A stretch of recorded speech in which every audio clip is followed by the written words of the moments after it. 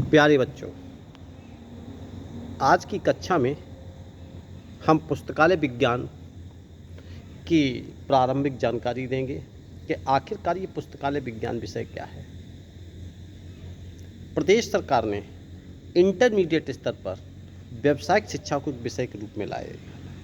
जैसे जिस प्रकार से आप हिंदी, संस्कृत, शिक्षा अर्थशास्त्र, नागरिक शास्त्र विषय को पढ़ते हैं, उसी प्रकार से पुस्तकालय विज्ञान विषय आठवां। इस प्रकार से पुस्तकालय विज्ञान की तरह लगभग 32 विषय या शामिल किए गए हैं उत्तर प्रदेश सरकार द्वारा, जिसके कारण प्रत्येक विषय के लाभ क्या हैं बच्चों को और क्यों ऐसा किया गया है। यह कोई नई शिक्षा नहीं है। पहले भी, आदिकाल में भी बच्चे जब गुरुकुल के आश्रम में पढ़ते थे, गुरुकुल की जब शिक्षा व्यवस्था थी, वहाँ पर राजनीति की शिक्षा, धर्म की शिक्षा, सामान्य तकनीकी शिक्षा इत्यादि प्रदान की जाती थी। वही तकनीकी शिक्षा व्यावसायिक शिक्षा के रूप में इंटरमीडिएट स्तर पर पाठ्यक्रम में शामिल की गई है। उन व्यावसायिक शिक्षा की लगभग 32 ट्रेडें प्रदेश में संचालित हैं। उनमें से कुछ के हम एग्जाम्पल बता रहे हैं। हमारे विद्यालय में भी चालू हैं, 4 ट्रेडें चल रही हैं और इसमें जैसे कि accountancy, banking, library science, photography, radio, TV, इस प्रकार से 32 ट्रेडों पे उन्होंने नाम संचालित किए गए हैं जो इंटर स्तर पर संचालित हैं। उन ट्रेडों में से एक पुस्तकालय विज्ञान विषय है या ट्रेड है। ट्रेड इसे इसलिए कहते हैं कि आप लोगों के दिमाग में आ जाता है ट्रेड क्यों कहते हैं। ऐसा पाठ्यक्रम, ट्रेड शब्द का उपयोग इंटरमीडिएट स्तर पर जब बच्चों के सामने ये कहा जाता है कि भाई ट्रेड ले लिए उन्होंने, तो बच्चों के दिमाग में आता है कि भाई ट्रेड क्या चीज़ है। ट्रेड शब्द से ही हमने ये देखा है कि बच्चे बिजुकते हैं। ये देखिए, ट्रेड कोई ख़राब चीज़ है। बच्चे जब बीटेक करते हैं, वहाँ पर भी कोई इलेक्ट्रीशियन लेता है, कोई इलेक्ट्रिकल लेता है, कोई मैकेनिकल लेता है। ट्रेड शब्द का उपयोग वहाँ पर भी आता है। आईटीआई करते हैं तो वहाँ पर भी अलग अलग प्रकार की ट्रेड आती हैं, अलग अलग प्रकार की ट्रेड आती हैं और ट्रेड शब्द का उपयोग किया जाता है। इसके अतिरिक्त ट्रेड शब्द का उपयोग वहाँ पर भी होता है कि जब भी कोई टेक्निकल एजुकेशन, ट्रेड मीन्स होता है व्यवसाय, ऐसी शिक्षा जो किसी रोजगार को उपलब्ध कराती है, जो किसी रोजगार से संबंधित जानकारी प्रदान करती है, ऐसी शिक्षा को के नाम के आगे ट्रेड शब्द दिया है, क्योंकि वो किसी विशेष धारा ट्रेड के बारे में आपको जानकारी देती है। वह कोई ऐसी शिक्षा नहीं है, यह एक रोजगार परक शिक्षा है जो आपको किसी भी रोजगार के क्षेत्र में आपको जागरूक बनाती है, आपको उस रोजगार को करने के योग्य बनाती है। ऐसी शिक्षा ही व्यावसायिक शिक्षा के अंतर्गत आती है और उनमें एक शिक्षा है पुस्तकालय विज्ञान। पुस्तकालय विज्ञान पुस्तकों का विज्ञान, पुस्तकों का विज्ञान जैसे समाज का विज्ञान समाजशास्त्र कहलाता है, राजनीति विज्ञान राजनीति विज्ञान कहलाता है पुस्तकालय विज्ञान में, अर्थात पुस्तकों का विज्ञान। अब जिस प्रकार से हम अभी बता रहे थे आपको, आपने सामाजिक विज्ञान पढ़ा है, तो समाज विज्ञान में यही पढ़ते हैं कि समाज में कौन कौन सी गतिविधियाँ होती हैं, सामाजिक रिलेशनशिप किस प्रकार से चलते हैं, उनके पीछे क्या तर्क होता है और क्या विज्ञान होता है। तो उस विज्ञान का मतलब ये है कि किसी भी चीज़ का सिस्टमेटिकल स्टडी, एक क्रमबद्ध अध्ययन। तो समाज से संबंधित घटनाओं का अगर हम क्रमबद्ध अध्ययन करें तो सामाजिक विज्ञान कहलाता है। उसी प्रकार से पुस्तकालय का विज्ञान, पुस्तकालय में किस प्रकार से वर्गीकरण किया जाए, कितने प्रकार से हम उसकी सूचियां बनाएं, कितने प्रकार से हम पुस्तकालय में हमारे कितने प्रकार के ग्रंथ होते हैं, इन सभी चीज़ों का एक क्रमबद्ध अध्ययन, एक सिस्टमेटिकल स्टडी पुस्तकालय विज्ञान कहलाती है। इसीलिए इसे एक विज्ञान की उपाधि दी गई है।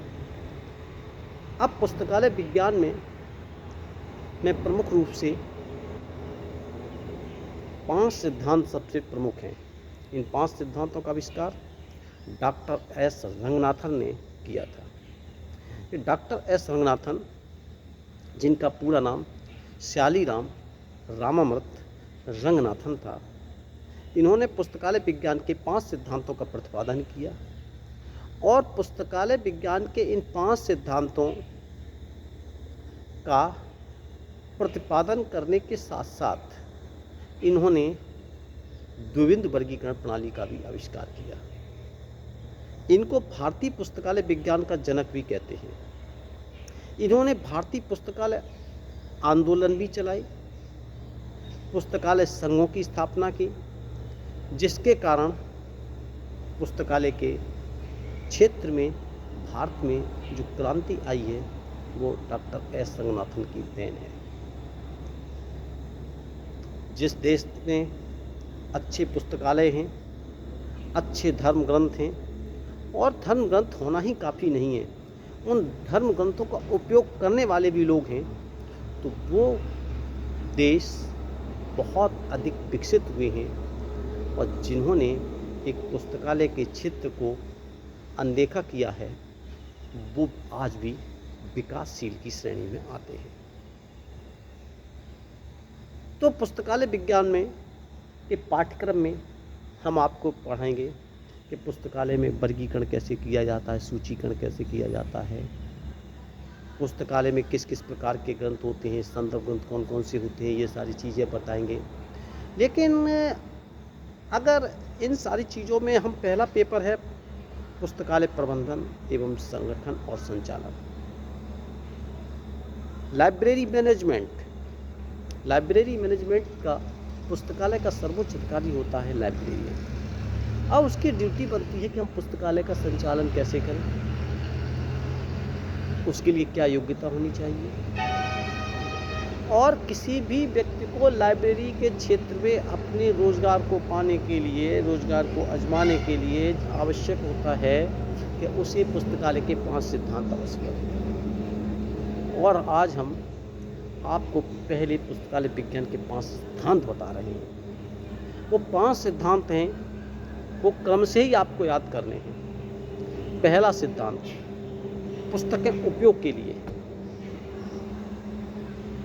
दूसरा सिद्धांत, प्रत्येक पाठक को उसकी अभीष्ट पुस्तक मिले। अभीष्ट का मतलब ये है पाठक जिस प्रकार की पुस्तक को चाहता उसकी वो पुस्तक मिले। और तीसरा है प्रत्येक पुस्तक को उसका पाठक मिले। चौथा, पाठकों का समय बचे। और 5वां, पुस्तकालय एक वर्धनशील संस्था है। इसको दूसरे शब्दों में कह सकते हैं पुस्तकालय एक विकासशील संस्था है। इस प्रकार से पुस्तकालय विज्ञान के 5 सिद्धांत हैं।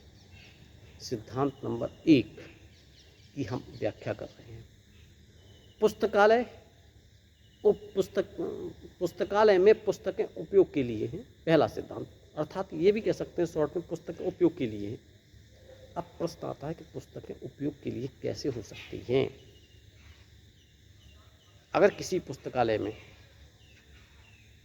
का अधिकारी जो होता है पुस्तकालय अध्यक्ष कहलाता है, पुस्तकों को अलमारियों में रख के सजा के रखते और लोगों को उनके उपयोग के लिए न प्रदान की जाए, तो जो पुस्तकों का पहला सिद्धांत है पुस्तकें उपयोग के लिए हैं, उसकी पूर्ति नहीं हो पाएगी।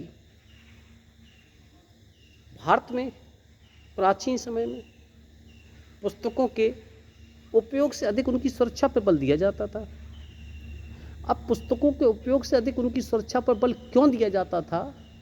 क्योंकि पुस्तकें उस समय ताम्र पात्रों पर, पत्तों पर ऐसी अवस्था में लिखी जाती थी। कागज का आविष्कार नहीं था, मुद्रण का आविष्कार नहीं था। पुस्तकें जिनको ग्रंथ कुटी या ग्रंथागार के नाम से जानते हैं, वहाँ पर पत्तों के रूप में, बंडलों के रूप में रखी जाती थी। वे पुस्तकें बंडल स्वरूप पुस्तक को गुरु के समक्ष, शिक्षक के समक्ष, शिष्यों के सम्मुख एक विशेष शिक्षक की देखरेख में खोला जाता था। छात्रों को श्लोक उनसे पढ़ कर के ज्यों के त्यों रटाने की व्यवस्था थी और प्रत्येक छात्र को पढ़ने के बाद, श्लोक को याद करने के बाद उनकी दूसरी कॉपी बनाने की व्यवस्था थी, ताकि पुस्तकें इस प्रकार से, अगर वो प्रत्येक उन पुस्तकों को हर व्यक्ति के हाथ में दी जाती तो पत्तों पर लिखी हुई पुस्तकें जीर्ण शीर्ण अथवा फट सकती थी, क्षतिग्रस्त हो सकती थी। उन्हें रोकने के लिए, ऐसा करने के लिए पुस्तकों की सुरक्षा पर अधिक ध्यान दिया जाता था। लेकिन आज पुस्तकों को की सुरक्षा से अधिक उनके उपयोग पर बल दिया जाता है, जो पुस्तकालय विज्ञान का पहला सिद्धांत है, जिसका आविष्कार डॉक्टर एस रंगनाथन ने किया है। पुस्तकालय विज्ञान का पहला सिद्धांत पुस्तकों की उपयोगिता पर ध्यान देना। अगर मान लीजिए आज के समय में ऐसी परिस्थिति है कि कागज़ का आविष्कार हो चुका है, मुद्रण कला का आविष्कार हो चुका है, पुस्तकों की कई प्रतियां छापी जा सकती हैं, और इस समय अगर पुस्तकें पुस्तकालय के अंदर, चलो बात मान लेते हैं उपयोग के लिए हैं, अगर पुस्तकालय का पुस्तकालय अध्यक्ष उन पुस्तकों का उपयोग न करें, लोगों को उनके अध्ययन के लिए इशू न करें, तो निश्चित है कि ऐसे समय में पुस्तकों का उपयोग नहीं होगा।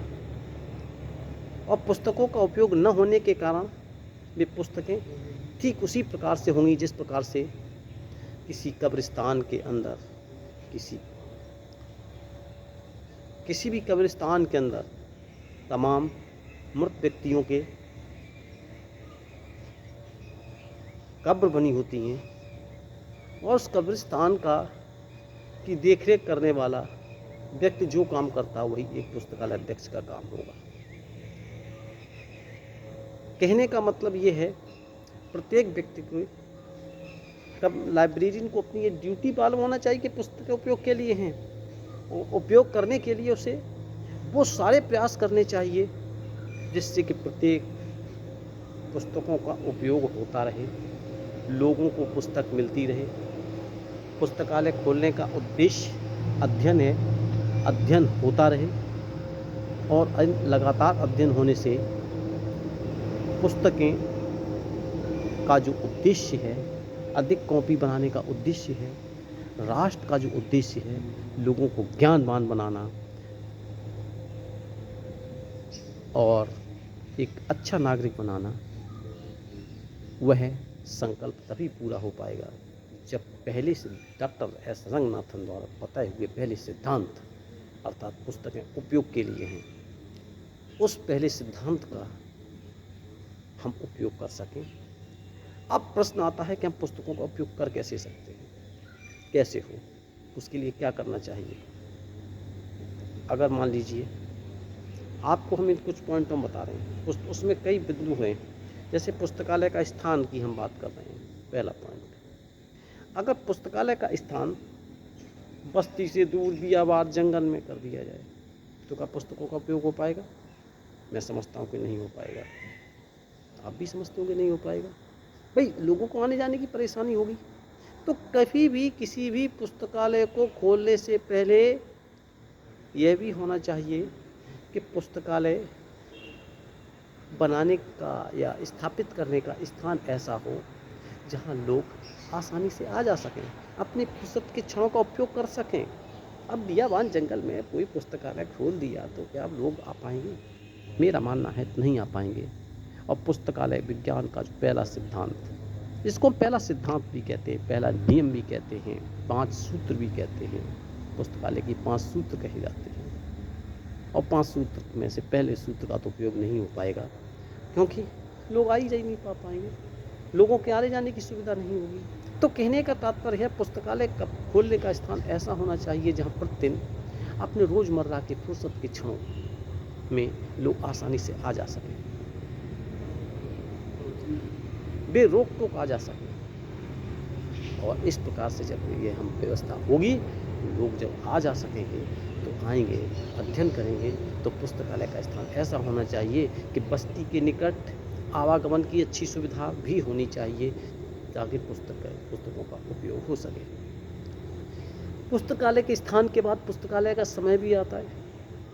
अगर मान लीजिए समय हमेशा ऐसा रखा जाए जिसमें लोग अपने फुर्सत के क्षणों का उपयोग कर सकें। अब ये देखना पड़ता है कि किसी भी पुस्तकालय का समय स्कूलों की तरह एक निश्चित समय नहीं होता है कि भाई सुबह टाइम से आना फिर शाम को जाना है।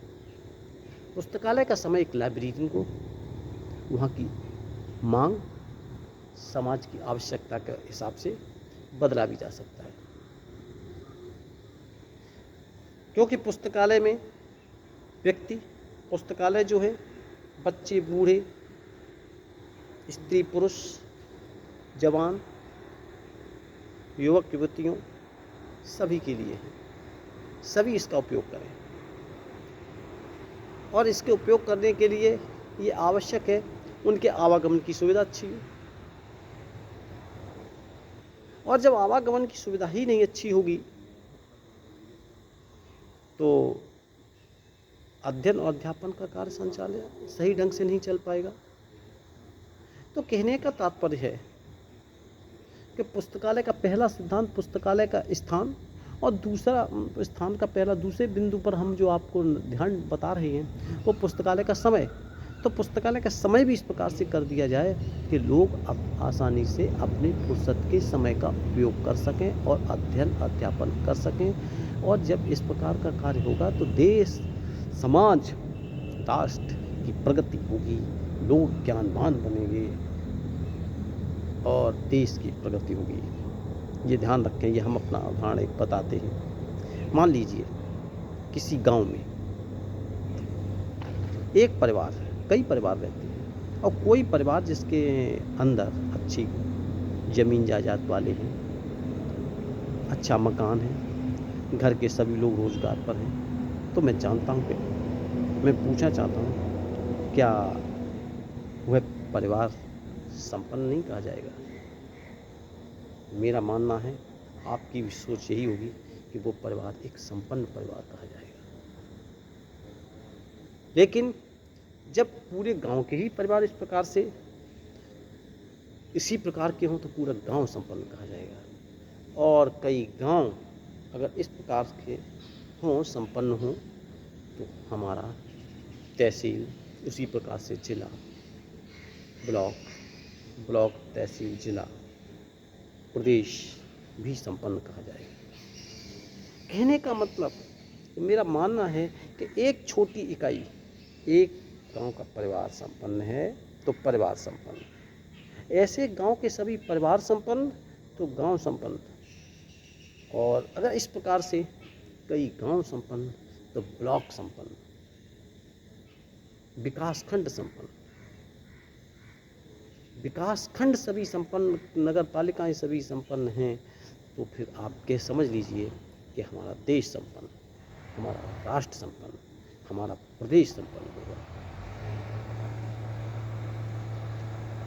पुस्तकालय में आने वाले व्यक्ति अगर विद्वान होंगे तो देश विद्वान होगा, राष्ट्र विद्वान होगा, राष्ट्र की ख्याति दूर दूर तक फैलेगी।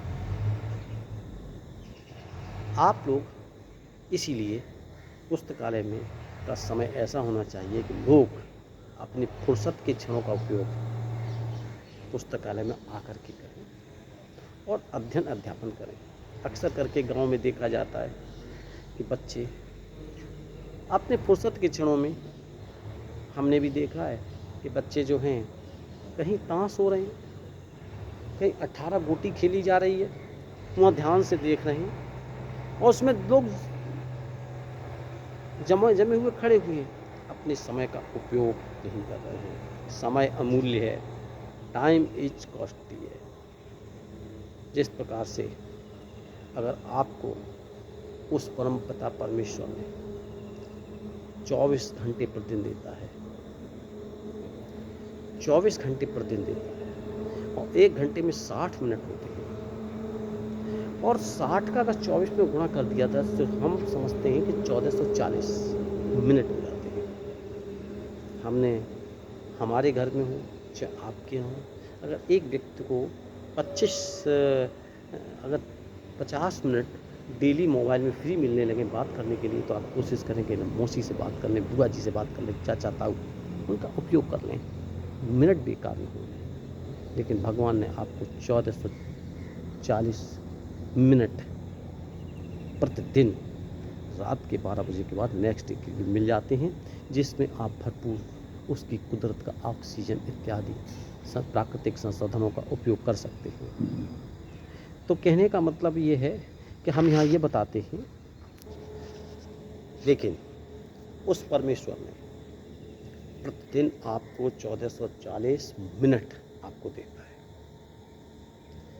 ठीक है, 8 घंटे खाने पीने सोने में, 4 घंटे अपने दैनिक दिनचर्या के बाद आपके पास कम से कम 720 मिनट तो बचते हैं। अब हम उनका उपयोग कहाँ कर रहे हैं? हम अपना उपयोग कहीं ताश खेल रहे हैं, उसको देखने में कर रहे हैं, आवारा घूमने में कर रहे हैं।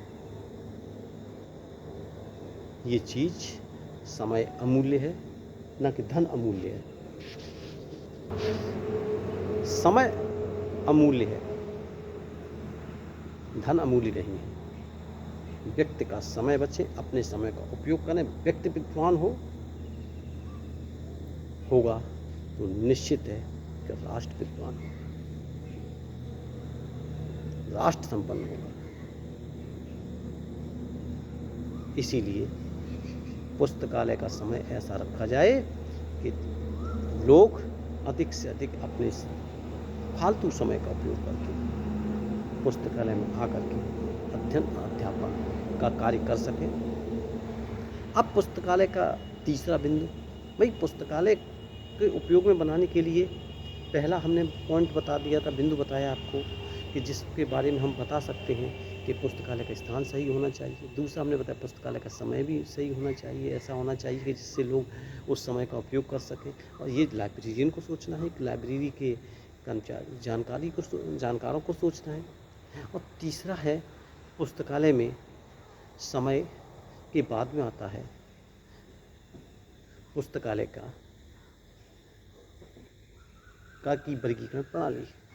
पुस्तकालय में किस प्रकार का वर्गीकरण किया जाए, कौन सी विधि अपनाई जाए। वर्गीकरण की कई विधियां हैं, उनमें से पुस्तकें उपयोग उस क्षेत्र के उस लोगों के लिए बेहतर हो, उचित हो, ताकि लोग उस वर्गीकरण प्रणाली को आसानी से समझ सकें, लेन देन में सहायक हो सके। इस प्रकार से अगर देखा जाए तो पुस्तकालय के अंदर एक अच्छी वर्गीकरण प्रणाली होनी चाहिए। पुस्तकालय के वर्गीकरण की काफ़ी प्रणाली हैं, सिस्टम है। उनमें से वर्गीकरण के लिए सर्वमान्य प्रणाली जो DOE की दशमलव वर्गीकरण प्रणाली है। दशमलव वर्गीकरण प्रणाली में 3 अंक के बाद वर्गीकरण प्रणाली भी समुचित वर्गीकरण प्रणाली होनी चाहिए। इसकी जानकारी कम से कम पुस्तकालय विज्ञान के लोगों को अच्छी जानकारी देना कि आखिरकार किस प्रकार की वर्गीकरण प्रणाली किस प्रकार के पुस्तकालयों में और किस प्रकार के क्षेत्र के लोगों में अधिक प्रभावी होती है। इसीलिए पुस्तकालय में वर्गीकरण प्रणाली का भी अपना एक महत्व है, वर्गीकरण का भी अपना महत्व है। अब आता है पुस्तकालय में सूचीकरण। ये बिंदु आते हैं तमाम। भाई किसी प्रकार के पुस्तकों उपयोग को बनाने के लिए सूचीकरण, पुस्तकालय की सूची बनाई जाए तो सूची भी वैज्ञानिक ढंग से, मान्य ढंग से होनी चाहिए, ताकि सूचीकरण भी एक ऐसा बिंदु है जिससे पुस्तकालय की सफलता तथा असफलता निर्भर करती है। तो सूचीकरण की कई विधियां हैं। अब इन विधियों के बारे में जानकारी प्राप्त करना, उपयुक्त सूचीकरण प्रणाली को लागू करना पुस्तकालय विज्ञान के अधिकारियों कर्मचारियों की ड्यूटी बनती है। अगर पुस्तकालय विज्ञान का अध्ययन करके पुस्तकालय के लोगों को इस बात का प्रशिक्षण दिया जाए कि आखिरकार वहाँ के लोग किस प्रकार की सूचीकरण प्रणाली से बेहतर सेवा हम दे सकते हैं, कौन से तौर तरीके अपनाए जाएं जिससे पुस्तकों को आसानी से प्रत्येक पाठक को उसके उपयोग के लिए दिया जा सके। इसी सूचीकरण के उपरांत हम और भी बिंदु हैं मुक्त द्वार प्रणाली। अगला पॉइंट है मुक्त द्वार को कहते हैं ओपन एक्सेस सिस्टम, इंग्लिश में कहते हैं। भाई अगर पुस्तकालय में मुक्त द्वार प्रणाली को अपनाएं तो प्रत्येक पाठक बेझिझक बेरोक हमारे पुस्तकालय में आएगा और हमारा यहाँ सिद्धांत है कि पुस्तक उपयोग के लिए हो और प्रत्येक पाठक जब उस पुस्तक तक पहुँचेगा तो अपनी वांछित पुस्तक को चयन करके अध्यापन के लिए ले सकता है, अध्ययन कर सकता है। तो इस मुक्त द्वार प्रणाली से क्या हुआ? उस मुक्त द्वार प्रणाली से होगा पुस्तकों का उपयोग, जिस पहले सिद्धांत को हम बता रहे हैं, जिसकी हम व्याख्या कर रहे हैं कि पुस्तकों का उपयोग कैसे होगा। अब अगला बात आती है पुस्तकों के उपयोग के बाद मुक्त द्वार प्रणाली अपनाई जाए। पुस्तकालय सूचीकरण की तरीका बताया, इसके आवागमन सुविधा, पुस्तकालय तक आने जाने की भी सुविधा अगर हो सके तो होना चाहिए। दूसरी बात पुस्तकालय के कक्षों का निर्माण, पुस्तकालय भवन, किसी भी पुस्तकालय का भवन है, बिल्डिंग है। अगला पॉइंट हम और बता रहे हैं, भवन, बिल्डिंग एक अच्छी बिल्डिंग, आकर्षक बिल्डिंग, सुविधाजनक बिल्डिंग भी पुस्तकालय के उपयोग के लिए में महत्वपूर्ण भूमिका निभाती है। अगर मान लीजिए किसी भी पुस्तकालय में भवन सुविधाजनक नहीं है, जहाँ अच्छी ढंग से सुरक्षित ढंग से पुस्तकों का रखरखाव नहीं हो सकता है, पाठकों के बैठने के लिए समुचित व्यवस्था नहीं है, पुस्तकालय का जो है समुचित व्यवस्था के साथ पुस्तकालय का भवन जो है इस प्रकार का बना हुआ है कि बच्चों के बैठने का और वृद्धों के बैठने का, वाद विवाद कक्षों की अलग व्यवस्था नहीं है, तो पुस्तकों का उपयोग करने का मतलब है पुस्तकों के अध्ययन अध्यापन के लिए एक शांत स्थान चाहिए, तो वो नहीं मिल पाएगा और इससे पुस्तकों का उपयोग नहीं होगा। तो उपयोग होने के लिए ये आवश्यक है कि एक समुचित एक आर्किटेक्चर के द्वारा पास हुआ पुस्तकालय का भवन भी होना चाहिए। अब अगला पॉइंट आती है प्रकाश की व्यवस्था। पुस्तकालय में बरसात, गर्मी, सर्दी सभी में एक कहने का तर्क है प्रकाश के आवागमन की व्यवस्था होना चाहिए। प्राकृतिक प्रकाश और जब प्राकृतिक प्रकाश न हो, बादलों का मौसम हो, तो ऐसे व्यक्ति पर कृत्रिम प्रकाश अर्थात विद्युत वगैरह कनेक्शन इत्यादि की भी व्यवस्था होनी चाहिए। तो इससे भी पुस्तकालय में पाठकों के समय बचेगा, पाठकों को अध्ययन अध्यापन में कोई असुविधा नहीं होगी। और ये ध्यान रखें जब पाठक आने लगते हैं तो उसकी ख्याति भी बढ़ने लगती है पुस्तकालय की, इसकी दूर दूर तक ख्याति होती है। तो पुस्तकालय हमारा एक लाइब्रेरी का उद्देश्य होना चाहिए कि एक अच्छा सफल संचालित पुस्तकालय को चलाना। इसी प्रकार से तो समुचित प्रकाश की व्यवस्था। अगला पॉइंट आता है हवादार कमरे, रोशनदान वगैरह आदि की व्यवस्था होनी चाहिए। इन सारे बिंदुओं को ध्यान में अगर रख करके अगर हम पुस्तकालय को बनाते हैं, व्यवस्था करते हैं, तो ये निश्चित है जो पुस्तकालय का पहला सिद्धांत है, पाठकों को उसकी अभीष्ट पुस्तक मिले, यह जो पहला सिद्धांत है उसकी प्रतिपूर्ति हो जाएगी और एक सफल पुस्तकालय कहा जाएगा। अर्थात पुस्तकालय के सिद्धांतों का उपयोग करके ही कोई भी पुस्तकालय का कर्मचारी अथवा अधिकारी अपने पुस्तकालय को विकास की चरम स्थान तक ले जा सकता है। तो ये हमने आपको अभी बताए हैं पहला सिद्धांत। अगले वीडियो में हम पुस्तकालय विज्ञान के दूसरे सिद्धांत की व्याख्या करेंगे और बताएंगे कि किस प्रकार से प्रत्येक पाठक को उसकी अभीष्ट पुस्तक के द्वारा पुस्तकालय विज्ञान के दूसरे सिद्धांत का तो पालन कर सकते हैं। धन्यवाद। जय हिंद, जय भारत। अगले वीडियो का आप इंतजार करें। और पार्ट नंबर 1 है ये, पार्ट नंबर 2 पुस्तकालय विज्ञान। ये प्रथम पेपर हम पढ़ा रहे थे और प्रथम पेपर में है पुस्तकालय संगठन और संचालन, उसका नाम है। और इस प्रथम पेपर का हमने आज पुस्तकालय विज्ञान के 5 सिद्धांत और उसके पहले सिद्धांत की व्याख्या को संक्षेप में बताया है। धन्यवाद।